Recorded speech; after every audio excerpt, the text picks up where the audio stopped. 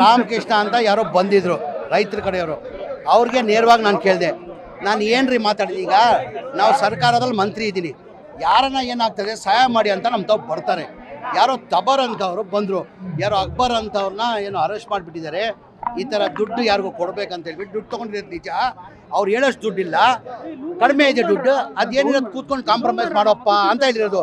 ನಾನು ಅವ್ರನ್ನ ಬಿಟ್ಬಿಡಿ, ಇಲ್ಲಿಗಲ್ ಆಗಿಬಿಡಿ, ದುಡ್ಡು ತೊಗೊಂಡ್ಬಾರ್ದು ಅಂತ ಏನಾರು ಹೇಳಿದ್ದೀನ ಫೋನಲ್ಲಿ, ಏನು ಹೇಳಿದ್ದೀನಿ ನಾನು? ನೋಡ್ರಿ, ಯಾರೋ ಅಕ್ಬರ್ ಅಂತ ಇದ್ದಾರೆ ಅಂತ ಅರೆಸ್ಟ್ ಮಾಡ್ಕೊಂಡು ಬಂದಿರಂತೆಲ್ಲ, ಅವ್ನು ದುಡ್ಡು ತೊಗೊಂಡಿರೋದು ನಿಜ. ಅದು ಅವ್ನು ಕೂತ್ಕೊಂಡು ಅಷ್ಟಿಲ್ಲ, ಅವ್ರು ಹೇಳೋಷ್ಟಲ್ಲಿ ಅಷ್ಟಿಲ್ಲ ದುಡ್ಡು, ಕಡಿಮೆ ತೊಗೊಂಡಿದ್ದಾರೆ ಅಂತ ಕೂತ್ಕೊಂಡು ರಾಜಿ ಮಾಡಿ ಸೆಟಲ್ ಮಾಡ್ರಿ ಅಂತ ಹೇಳ್ತೀನಿ. ತಪ್ಪೇನಿದೆ? ಅದು ತಪ್ಪೇನಿದೆ? ಆಮೇಲೆ ಅಕ್ಬರ್ನು ಲೋಕಲ್, ಅವ್ನು ಚಿಕ್ಕಬಳ್ಳಾಪುರವನೇ, ಅಕ್ಬರ್ ಮೂಲತಃ ಅವನು ಚಿಕ್ಕಬಳ್ಳಾಪುರನೇ. ಈಗ ನಮ್ಮ ತಾವು ಬರ್ತಾರೆ ಸಾಯಿಗೆ, ಈಗ ನಸೀರಮ್ಮ ಸಾಹೇಬ್ರದ್ದು 1000 ಜನ ಬರ್ತಾರೆ, ನಮ್ಮ ತಾವು ಬರ್ತಾರೆ. ನಾನು ಫೋನ್ ಮಾಡಿ ಇಲ್ಲಿಗೆಲ್ಲ ಬಿಟ್ಬಿಡಿ ಅವನ್ನ, ದುಡ್ಡು ಕಲೆಕ್ಟ್ ಮಾಡೋಂಗಿಲ್ಲ ಹಂಗೇನಾದ್ರು ಹೇಳಿದ್ದೀನಿ ನಾನು. ಈಗ ಅವ್ರು ತೊಗೊಂಡಿದ್ರೆ ಅವ್ರು ಕೊಳ್ಳೇಬೇಕು. ಈಗ ತೊಗೊಂಡಿದ್ದಿದ್ರೆ, ಈಗ ರಾಮಕೃಷ್ಣಂಗೆ ಅದು ಹೇಳಿದೆ, ನಾವು ಯಾರಿಗೂ ಅನ್ಯಾಯ ಮಾಡಲ್ಲ, ನಾವು ಯಾರಿಗೂ ಇದು ಮಾಡೋಕ್ಕೆ ಹೋಗಲ್ಲ. ಅವನೇನಾದ್ರು ಅಕ್ಬರ್ ತೊಗೊಂಡಿಗೆ ಲೀಗಲ್ ಆಗಿ ತೊಗೊಂಡು ನೀವು ವಸೂಲಿ ಮಾಡ್ಕೊಳ್ಳಿ, ನೀವು ಕಾನೂನು ಪ್ರಕಾರ ವಸೂಲಿ ಮಾಡ್ಕೊಳ್ಳಿ.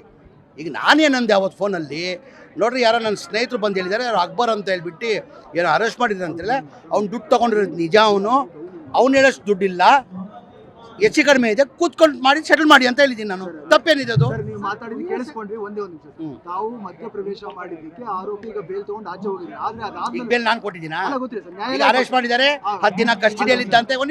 ಒಂದು ನಿಮಿಷ ಗುರುಗಳೇ, ಈಗ ನಾನು ಹೇಳಿದ ತಕ್ಷಣ ಅವ್ನು ಬಿಟ್ಬಿಟ್ರ? ಈಗ ಅವನು 10 ದಿನ ಸ್ಟೇಷನಲ್ಲಿದ್ದ, ಕೋರ್ಟ್ಗೆ ಹೋದ, ಕೋರ್ಟಿಂದ ಬೇಲ್ ತಗೊಂಡ, ಬೇಲ್ ತಗೊಂಡು ಆಚೆ ಬಂದಿರೋದು. ಈಗ ಬೇಲ್ ಕೊಟ್ಟಿರೋದು ಯಾರು? ನ್ಯಾಯಾಲಯ ಕೊಟ್ಟಿರೋದು. ಈಗ ಆ ವ್ಯಕ್ತಿ ಮಾತಾಡ್ತಿರೋಂತ ಮಾತೇನು ಗೊತ್ತಾ ಸರ್, ನಾನು 2 ಕೋಟಿ ನಾನು ಅವ್ರಿಗೆ ಕೊಡಬೇಕು, ನನ್ನ ಜೈಲಿಗೆ ಹಾಕ್ಸಿ ನಾನು ಕೊಡಲ್ಲ, ಈಗ ಏನ್ ಮಾಡ್ಕೊತಾರೆ? ಈಗ ಅವ್ರದ್ದು ವ್ಯವಹಾರ ನಾನೇನ್ ಮಾಡಕ್ಕಾಗ್ತದೆ ಸರ್? ಈಗ ನಂತರ ಸಾಯಕ್ ಬಂದಿದ್ರು, ಈಗ ನೀನ್ ಬರ್ತೀಯಾ ಬ್ರದರ್? ಯಾರಿಗನ ನೀನ್ ಕರ್ಕೊಂಡ್ ಬರ್ತೀಯಾ? ಸರ್ ನಮ್ಮವ್ರಿಗೆ ಅನ್ಯಾಯ ಆಗಿದೆ, ಸ್ವಲ್ಪ ಹೇಳಿ ಸರ್. ನಾನು ಹೇಳಲ್ಲ ಅಂತ ಹೇಳಕ್ಕಾಗ್ತದ? ಸರ್ಕಾರ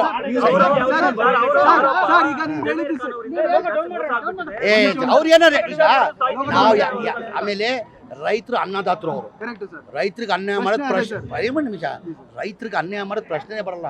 ಅವ್ರು ಅನ್ನ ಕೊಡ್ತಾರೆ, ಅನ್ನದಾತ್ರಿ ಅವರು, ಅವ್ರನ್ನ ಮಾಡಕ್ಕೆ. ಅವ್ರು ರೈತರು ಅಂತಲೂ ಗೊತ್ತಿಲ್ಲ ನನಗೆ, ಯಾವ ವಿಚಾರ, ಯಾರು ದುಡ್ಡು ಏನಂತ ಗೊತ್ತಿಲ್ಲ ನನಗೆ. ಅವ್ರೇನಂದ್ರು ದುಡ್ಡು ಕೊಡಬೇಕಾಗಿರೋದು ನಿಜ, ಅವ್ರು ಹೇಳೋಷ್ಟು ದುಡ್ಡಿಲ್ಲ, ಸ್ವಲ್ಪ ಕಡಿಮೆ ದುಡ್ಡಿದೆ, ಅವ್ರಿಗವ್ರಿಗೂ ವ್ಯತ್ಯಾಸ ಇದೆ, ಸ್ವಲ್ಪ ಹೇಳಿ ಕಾಂಪ್ರಮೈಸ್ ಮಾಡಿ ಅಂತ ನಾನು ಫೋನ್ ಮಾಡಿ ಹೇಳಿದ್ದೀನಿ. ನಾನು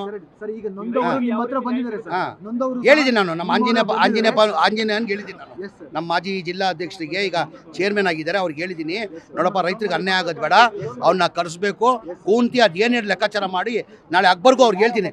ನಂತರ ಯಾರು ಬಂದಿದ್ರು ಅವ್ರಿಗೆ ಫೋನ್ ಮಾಡಿಬಿಟ್ಟು ಅಕ್ಬರ್ ನಾಳೆ ಬಂದಂಗೆ ಮಾಡ್ತಾ ಇದ್ದೀನಿ. ನಾನು ಅಕ್ಬರ್ ನಾಳೆ ಬಂದಂಗೆ ಮಾಡ್ತಾ ಇದ್ದೀನಿ. ಆಂಜನೇಯ ಅವ್ರಿಗೆ ಜವಾಬ್ದಾರಿ ವಹಿಸಿದ್ದೀನಿ, ನಮ್ಮ ಮಾಜಿ ಜಿಲ್ಲಾ ಅಧ್ಯಕ್ಷರಿಗೆ ಜವಾಬ್ದಾರಿ ಕೊಟ್ಟಿದ್ದೀನಿ.